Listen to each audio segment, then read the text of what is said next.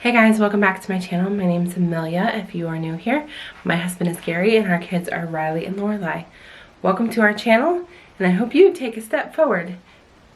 We like to drift forward, take the smallest steps and move forward because the big steps are overrated and the small steps are perfect timing. So anyway, we are drifting forward slowly. Here in January, traditionally in our homeschool is really hard because we are not active as much. Our weather is colder. Probably the coldest months we have is January, February, March. So we don't get out as much and we aren't as active. So this year I am changing that. Not only am I changing being more active, but I am going to plan more of our homeschool. Not in the traditional sense of planning, because I'm not a planner anymore. I started planning this year and I felt so far behind, and I got behind because I had it written down on paper. When in reality, we weren't really behind at all. Because we just do the next lesson the next day. And simple as that. We are more than halfway done with our school year, so I find that that has worked best for us, is not to plan and just do the next day, the next lesson. And that's pretty much in life. Just do the next day, the next lesson. That's pretty much our life. When we plan, I feel like we get laughed at because the plans that we make are never the plans that actually come to deal with. So, however, I guess that could say I'm counterproductive in planning this because I'm about to tell you some plans that I have for this year. But it's not necessarily plans set in stone, it's just more of hopes and dreams of what I would like to accomplish.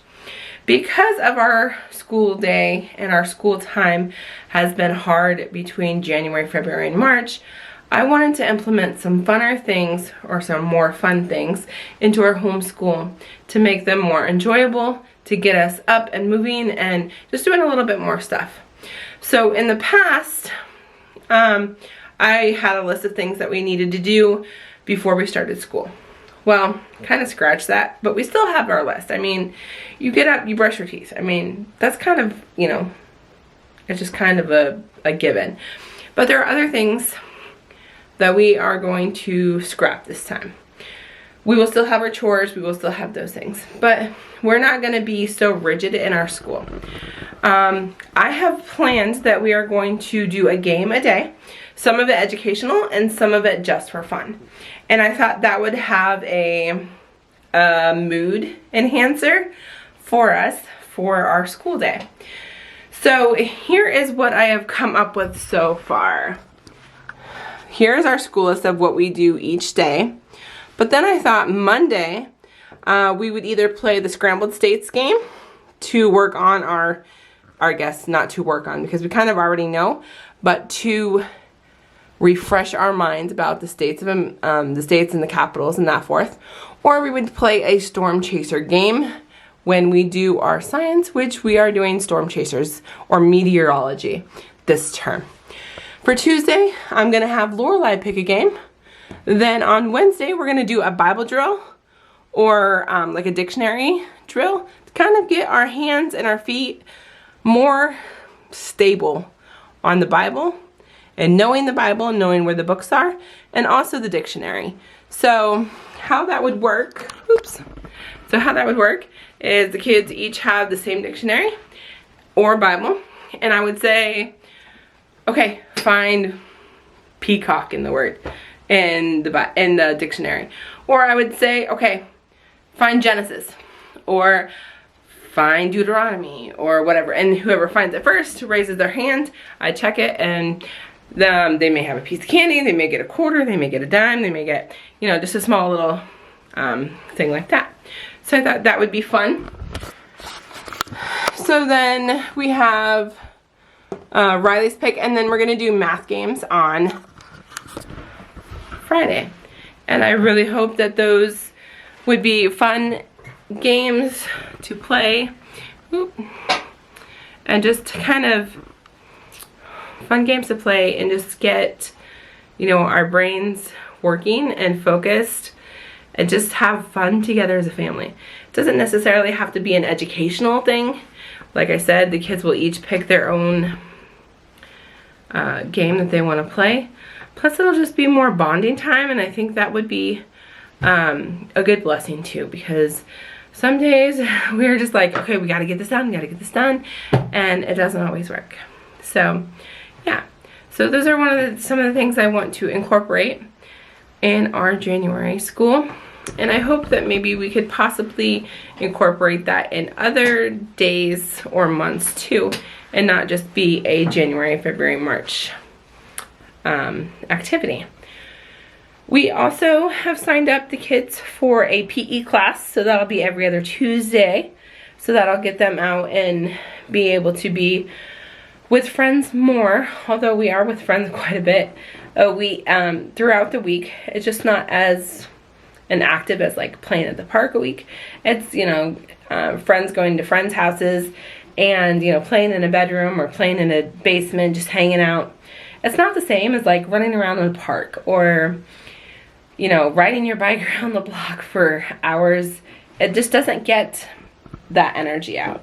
And so that's some of the things that we will do. We also have a treadmill that I have been walking on that the kids have asked to walk on. So I think during the winter months, I think it might be healthy for them to walk. I haven't decided how far, and they want to run, but because it's a treadmill, I'm not for sure I'm going to allow that. So we're doing a little bit of research and trying to figure out, you know, what is their max, what could we do.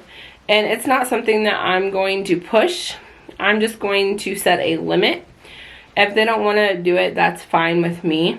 I'm going to set a limit, like how fast you can go. Right now I'm going 3.5 miles an hour. I don't know if I'll have them, you know, walk that fast, or how far they can go. That's just something we're still working out on. We are also working on possibly letting them play the Switch during school time, during breaks. It is an active game, but it is a game that they play well together. So that's something else that we might incorporate. Right now the Switch is more for after school, but we're trying to kind of ease a little bit so it's not so boring. Maybe twice a week they can be on the Switch, or, you know, things like that. What are your guys' ideas for the colder months? What are some things that you guys do with your kids that isn't enjoyable and everybody gets kind of just a nice breather break? My kids are not into naps, neither am I, and I just feel like naps and stuff like that are counterproductive because then the kids don't sleep at night. So what are your guys' plans for January? We don't typically do any field trips for January ourselves, but we are open to like ideas. We have a few places that I do have in mind that I want to try. It's just not set in stone yet, so I'm not gonna put that down or say because I don't know. Yeah, so if you guys can tell me your things that you guys do during the year that is the colder months or the hotter months for some of you guys. Yeah, tell me some ideas. I am looking forward to hearing what you guys do during the low parts of your homeschool and how you handle them. And we will see you guys in the next video.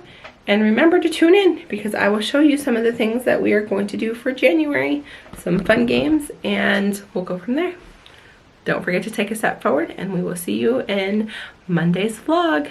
Bye.